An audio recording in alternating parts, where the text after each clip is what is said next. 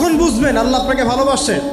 যখন আল্লাহ পাকের অনুমোদিত কাজগুলো আপনার ভালো লাগবে।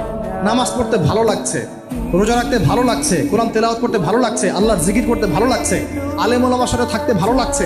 ঠিক আছে, আল্লাহর হালাল কাজগুলো যখন ভালো লাগবে বেশি বেশি, বুঝবেন আল্লাহ আপনাকে নির্ঘাত মহব্বত করেন। আর যখন আল্লাহ পাকের নিষেধগুলো, হারাম, মদ আমার ভালো লাগে না, জেনা ভালো লাগে না, আমার খারাপ জিনিস দেখতে ভালো লাগে না, খারাপ শুনতে ভালো লাগে না, বুঝবেন আল্লাহ আপনাকে ভালোবাসে। আর যখন দেখবেন খারাপের পিছনে আপনার ঝোঁক বেশি, দুর্নীতি করতে ভালো লাগে, সুদ খাইতে ভালো লাগে, ঘুষ খাইতে ভালো লাগে, কাউকে ঠকাইলে মনে হয় আমি স্মার্ট হয়ে গেলাম, হ্যাঁ, মানুষের টাকা আত্মসাৎ করতে ভালো লাগে, নামাজ না পড়ে ঘুম দিতে ভালো লাগে, ঠিক আছে, রমজান মাসে বিড়ি টানতে ভালো লাগে, ঠিক আছে, মেয়ের সাথে যে টাঙ্কি মারতে ভালো লাগে, তখন বুঝবেন যে আল্লাহ আপনাকে এখনো ভালোবাসেন, বা আপনি আল্লাহর ভালোবাসা পাওয়ার যোগ্যতা হারিয়ে ফেলেছেন। আল্লাহ পাক আমাদেরকে বোঝার তৌফিক দান করুন।